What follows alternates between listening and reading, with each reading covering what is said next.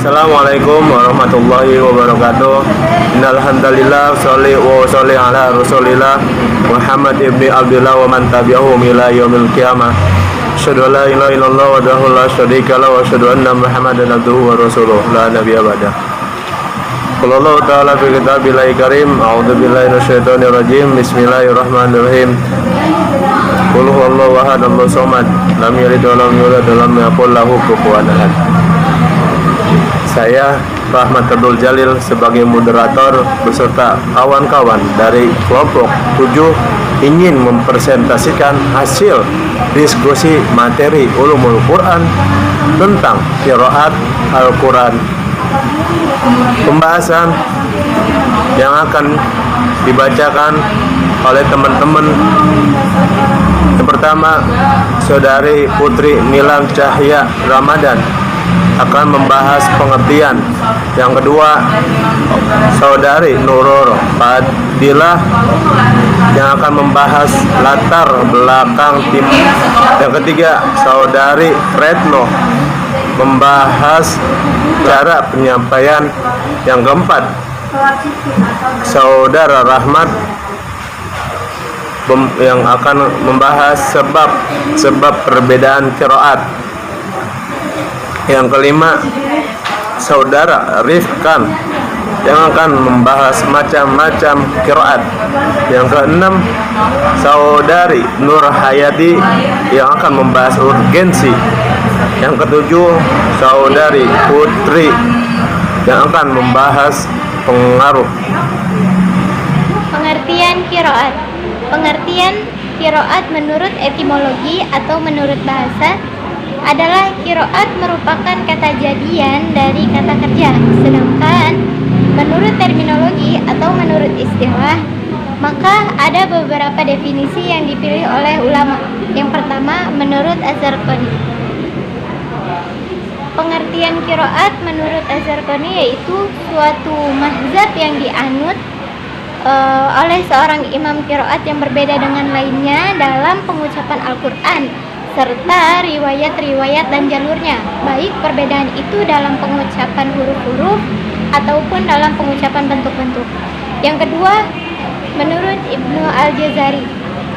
Menurut Ibnu Al-Jazari, pengertian qiraat adalah ilmu yang menyangkut cara-cara pengucapan kata Al-Quran dan perbedaan-perbedaannya dengan cara menisbatkan kepada penukilnya. Dan yang ketiga, menurut Az-Zarkashi. Menurut Az-Zarkashi, qiraat adalah perbedaan cara mengucapkan lafaz Al-Quran, baik menyangkut huruf-hurufnya atau cara pengucapan huruf-huruf tersebut, seperti takfif, meringankan, atau takhas. Berdasarkan dengan definisi tersebut, ada 3 unsur qiraat yang dapat ditangkap, yaitu yang pertama, qiraat berkaitan dengan cara pelafalan ayat Al-Quran yang dilakukan oleh imam satu berbeda dengan yang lainnya. Yang kedua, pelafalan ayat Al-Quran berdasarkan atas riwayat-riwayat yang bersambung kepada Nabi, jadi bersifat tauqifi atau bersifat tauqifi, bukan ijtihadi. Yang ketiga, ruang lingkup perbedaan qiraat menyangkut persoalan lughat, hadzaf, i'rab, itsbat, fasal, dan wasal. Yang ketiga, menurut Al-Qastani. Menurut Al-Qastani, pengertian qiraat adalah suatu ilmu yang mempelajari hal-hal yang disepakati atau diperselisihkan ulama yang menyangkut persoalan lughat, hadzaf, i'rab, itsbat, fasal, dan wasal yang semuanya diperoleh secara periwayatan. Lalu yang keempat, menurut Az-Zarkashi. Menurut Az-Zarkashi, qiraat itu merupakan perbedaan cara mengucapkan lafaz-lafaz Al-Quran, baik menyangkut huruf-hurufnya atau cara pengucapan huruf-huruf tersebut, seperti takfif ataupun tazkir atau yang lainnya. Dan yang kelima, menurut As-Sabuni. Menurut As-Sabuni, qiraat adalah suatu mazhab cara pelafalan Al-Quran yang dianut oleh seorang imam berdasarkan sanad-sanad yang bersambung kepada Rasulullah SAW. Latar belakang timbulnya perbedaan qiraat dimulai dari latar belakang historis. Qiraat sebenarnya telah muncul semenjak Nabi masih ada, namun pada saat itu qiraat bukan sebuah disiplin ilmu. Asumsi tersebut didukung oleh satu riwayat ketika pada saat itu Umar bin Khattab berbeda pandangan dengan Hisham al-Hakim ketika Hisham membaca surat Al-Furqan. Menurut Umar, bacaan Hisham tidak benar dan bertentangan dengan apa yang diajarkan Rasulullah kepadanya. Namun ditegaskan kembali oleh Hisham bahwa yang dia baca pun juga bersumber dari Rasulullah. Kemudian selesai sholat, Hisham diajak menghadap Nabi seraya melaporkan peristiwa di atas. Nabi menyuruh Hisham mengulangi bacaannya sewaktu sholat tadi. Setelah Hisham melakukannya, Nabi bersabda bahwa memang begitulah Al-Quran diturunkan. Sesungguhnya Al-Quran ini diturunkan dalam 7 huruf. Maka bacalah oleh kalian apa yang kalian anggap mudah dari 7 huruf tersebut. Timbulnya penyebaran qiraat dimulai pada masa tabi'in, yakni di awal 2 Hijriah ketika para qori tersebar ke pelosok. Mereka lebih senang menggunakan qiraat gurunya daripada mengikuti qiraat dari imam-imam yang lain. Qiraat tersebut diajarkan turun-temurun dari guru ke guru. Kemudian disusul oleh kebijakan Abu Bakar As-Siddiq yang tidak mau memusnahkan mushaf-mushaf lain selain yang telah disusun oleh Zaid bin Sabit. Hal tersebut mempunyai andil besar dalam kemunculan qiraat yang semakin beragam. Adanya mushaf-mushaf tersebut mengakibatkan timbulnya qiraat yang semakin banyak lagi. Di antara ulama-ulama yang berjasa meneliti dan membersihkan qiraat dari berbagai penyimpangan adalah Abu Amr Utsman bin Said bin Utsman bin Said Adani, Abu Abbas Ahmad bin Imarah bin Abu al-Abbas al-Mahdawi, Abu al-Hasan Tahir bin Abi Tayyib bin Abi Galabun al-Halabi, Abu Muhammad Naqi bin Abi Thalib al-Khairawani, Abu al-Qasim Abdurrahman bin Ismail atau Abu Syamah. Sesudah itu para imam menyusun kitab-kitab mengenai qiraat. Orang yang pertama kali menyusun qiraat dalam satu kitab adalah Abu Ubaidillah al-Qasim bin Salam. Dia telah mengumpulkan qiraat sebanyak kurang lebih 25 macam dan disusun oleh imam-imam yang lainnya. Di antara mereka ada yang menetapkan 20 macam, ada pula yang di bawah 20. Persoalan qiraat terus berkembang hingga masa Abu Bakar Ahmad bin Abbas bin Mujahid yang terkenal dengan nama Ibnu Mujahid. Ada beberapa faktor yang membuat sebagian ulama merasa keberatan atas inisiatif Ibnu Mujahid di atas, yakni yang pertama, timbulnya tendensi umat untuk memahami kata sabah ahruf dalam hadis Nabi sebagai qiraat sabah itu. Yang kedua, adanya pertanyaan kenapa hanya 7, sementara kesimpulannya begitu banyak qiraat yang pernah lahir dari masa Nabi masih hidup.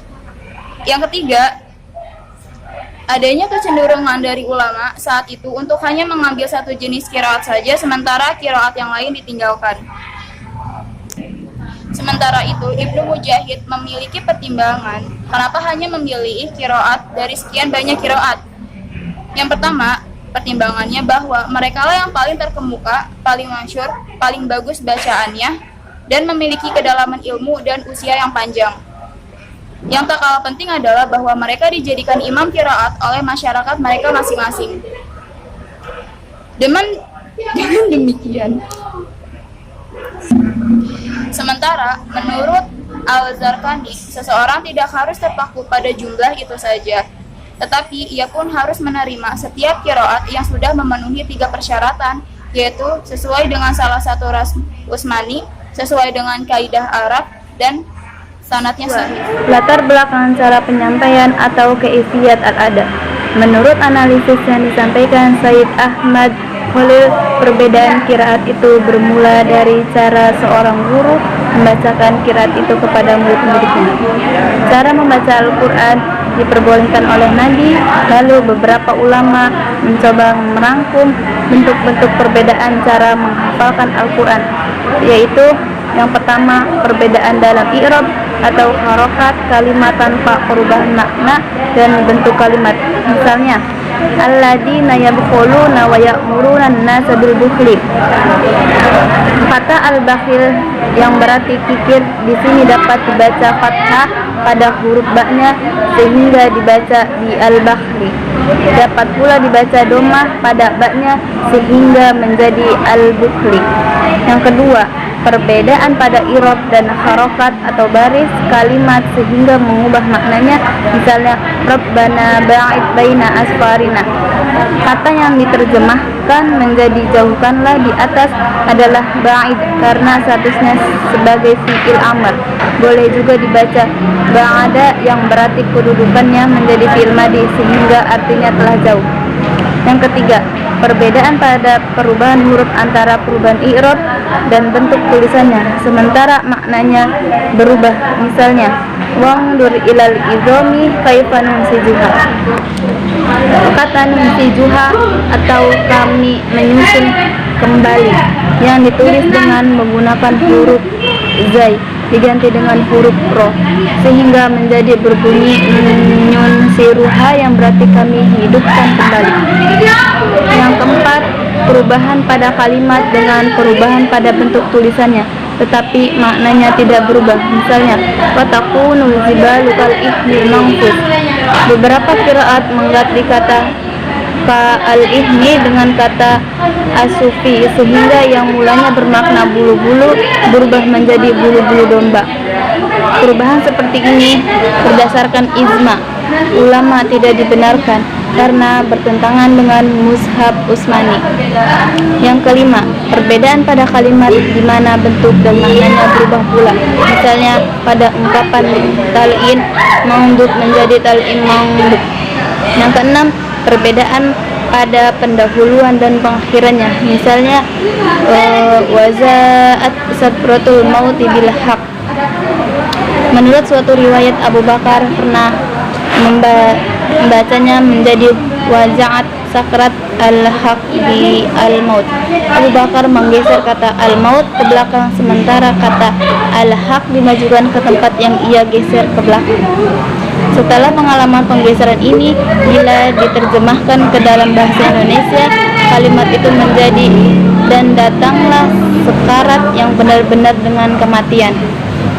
Yang ketujuh, perbedaan dengan menambah dan mengurangi huruf seperti pada firman-Nya yaitu jannatin tajri min tahtihal anhar. Kata min pada ayat ini dibuang dan pada ayat serupa tanpa min justru ditambah. Oke, saya Ahmad Abdul Jalil akan membahas materi yang akan dipresentasikan. Saya membahas sebab-sebab perbedaan qiraat. Di antara sebab-sebab munculnya beberapa qiraat yang berbeda adalah sebagai berikut. Yang pertama, perbedaan qiraat Nabi. Artinya, dalam mengajarkan Al-Quran kepada para sahabatnya, Nabi Muhammad SAW memakai beberapa versi qiraat. Misalnya, Nabi pernah membaca surat Az-Sahadah 32 ayat 17 sebagai berikut. Assalamualaikum warahmatullahi wabarakatuh. Saya Muhammad Rifkan. Saya akan menjelaskan macam-macam qiraat dari segi kuantitas dan juga segi kualitas. Dari segi kuantitas terbagi menjadi 3. Yang pertama adalah qiraah sab'ah atau qiraat 7. Yang kedua adalah qiraah asyra atau qiraat 10. Yang ketiga adalah qiraah arba'asyrah atau qiraah 14. Dan dari segi kualitas terbagi menjadi 6. Yang pertama adalah qiraah mutawatir, yang kedua qiraah masyhur, yang ketiga adalah qiraah ahad, yang keempat adalah qiraah syadz atau qiraah menyimpang, yang kelima adalah qiraah maudhu atau palsu seperti qiraahnya Al-Khazani, yang keenam adalah qiraah yang menyerupai hadis mudraj atau sisipan. Yaitu urgensi mempelajari qiraat dan pengaruhnya dalam istinbat atau penetapan hukum. Yang pertama, urgensi mempelajari qiraat atau pentingnya mempelajari qiraat, yaitu dapat mengungkapkan ketentuan-ketentuan hukum yang telah disepakati para ulama. Misalnya berdasarkan surat An-Nisa ayat 12. Dalam qiraat syad, Sa'ad bin Abi Waqqas memberi tambahan ungkapan min sehingga ayat itu menjadi Bismillahirrahmanirrahim, wa in kana rajulun yurasu kalalatan aw imra'atu wa lahu akhun aw ukhtum min ummi falikulli wahidin minhuma sudus. Shadaqallahul adzim. Tetapi dalam mushaf yang aslinya kata min itu tidak tercantum. Dengan demikian, qiraat Sa'ad dan bin Abi Waqqas dapat memperkuat dan mengukuhkan ketetapan hukum yang telah disepakati. Selanjutnya, pentingnya mempelajari qiraat itu dapat mentarjih hukum yang diperselisihkan para ulama. Misalnya, dalam surat Al-Maidah ayat 89 disebutkan bahwa kifarat sumpah dalam berupa memerdekakan budak, namun tidak disebutkan apakah budaknya itu muslim atau non-muslim. Hal ini mengandung perbedaan pendapat di kalangan para fuqaha. Dalam qiraat syad, ayat itu memperoleh tambahan mukminatin. Dengan demikian, tambahan kata mukminatin berfungsi mentarjih pendapatan sebagian ulama, antara lain Asy-Syafi'i yang mewajibkan memerdekakan budak mukmin bagi orang yang melanggar sumpah sebagai salah satu alternatif bentuk kifaratnya. Selanjutnya, pentingnya mempelajari qiraat itu dapat menggabungkan dua ketentuan hukum yang berbeda. Misalnya dalam surat Al-Baqarah ayat 222 dijelaskan bahwa seorang suami dilarang melakukan hubungan seksual tatkala istrinya sedang haid sebelum haidnya berakhir. Sementara qiraat yang membacanya dengan yutohirna dapat dipahami bahwa seorang suami tidak boleh melakukan hubungan seksual sebelum istrinya bersuci dan mandi. Selanjutnya, pentingnya mempelajari qiraat itu dapat menunjukkan dua ketentuan hukum yang berbeda dalam kondisi berbeda pula. Dan seterusnya, dapat memberikan penjelasan terhadap suatu kata di dalam Al-Quran yang mungkin sulit dipahami maknanya. Misalnya, di dalam surat Al-Qari'ah ayat 5 Allah berfirman, Bismillahirrahmanirrahim, wa takunul jibalu kal'ihnil manfush. Dalam sebuah qiraat yang syad dibaca wa takunul jibalu kasufil manfush. Dengan demikian jelaslah bahwa yang dimaksud dengan kata al-ihn adalah al-suf. Membatalkan wudhu, namun ada juga yang berpendapat bahwa bersentuhan itu tidak membatalkan wudhu kecuali kalau berhubungan badan. Dalam surat Al-Maidah ayat 6 yang berbunyi Bismillahirrahmanirrahim, ya ayyuhalladzina amanu idza qumtum ila sholati fagsilu wujuhakum wa aydiyakum ilal marafiqi wamsahu bi ru'usikum wa arjulakum ilal ka'bayn. Dan yang artinya, hai orang-orang yang beriman, apabila kamu hendak mengerjakan sholat, maka basuhlah mukamu dan tanganmu sampai dengan siku, dan sapulah kepalamu dan basuh kakimu sampai dengan kedua mata kaki. Berkaitan dengan ayat ini, Nafi dan Amirah dan Al-Qaisi membacanya dengan arjulakum, sementara imam-imam yang lain membacanya dengan arjulikum. Dengan membaca arjulikum, mayoritas ulama berpendapat wajibnya membasuh kedua kaki dan tidak membedakan dengan menyapunya. Pendapat ini mereka perkuat dengan beberapa hadis ulama-ulama Syiah. Imam yang berpegang pada bacaan al-rujulikum, sehingga mereka mewajibkan menyapu kedua kaki dalam wudhu. Pendapat yang sama diriwayatkan juga dari Ibnu Abbas bin Anas bin Malik. Pengaruhnya dalam istinbat atau penetapan hukum. Perbedaan qiraat terkadang berpengaruh pula dalam menetapkan ketentuan hukum. Contoh berikut ini dapat memperlihatkan pengaruh itu dalam surat Al-Baqarah ayat 224 dan yang artinya mereka bertanya kepadamu tentang haid. Katakanlah haid itu adalah kotoran. Oleh sebab itu, hendaklah kamu menjauhkan diri dari wanita yang sedang haid dan janganlah kamu mendekati sebelum mereka bersuci. Apabila mereka telah suci, maka campurkanlah ia di tempat yang diperintahkan kepadamu. Sesungguhnya Allah menyukai orang-orang yang tobat dan yang mensucikan diri. Berdasarkan perbedaan qiraat ini, para ulama fikih berpendapat sesuai dengan banyaknya perbedaan qiraat. Ulama yang membaca ayatul qur'ana berpendapat bahwa seorang suami tidak diperkenankan berhubungan dengan istrinya yang sedang haid kecuali telah bersuci atau berhenti dari keluarnya haid. Sementara yang dibaca ayatul qur'ana menafsirkan bahwa seorang suami tidak boleh melakukan hubungan seksual dengan istrinya kecuali telah bersih. Dan yang dijelaskan dalam surat An-Nisa ayat 43 dan yang artinya, dan jika kamu sakit atau sedang dalam musafir atau kembali dari tempat yang air atau kamu telah menyentuh perempuan kemudian kamu tidak mendapat air, maka bertayamumlah kamu dengan tanah yang suci, sapulah mukamu dan tanganmu. Sesungguhnya Allah Maha Pemaaf lagi Maha Pengampun. Berkaitan dengan ayat ini, Imam Hamzah Al-Kasai memendekkan huruf lam pada kata lamasnun, sementara imam-imam lain memanjangkannya. Bertolak dari perbedaan qiraat ini, terdapat 3 versi pendapat para ulama mengenai maksud kata itu, yaitu bersetubuh, yang kedua bersentuh, dan yang ketiga sambil bersetubuh. Berdasarkan perbedaan qiraat itu pula, para ulama fikih ada yang berpendapat bahwa persentuhan laki-laki dan perempuan itu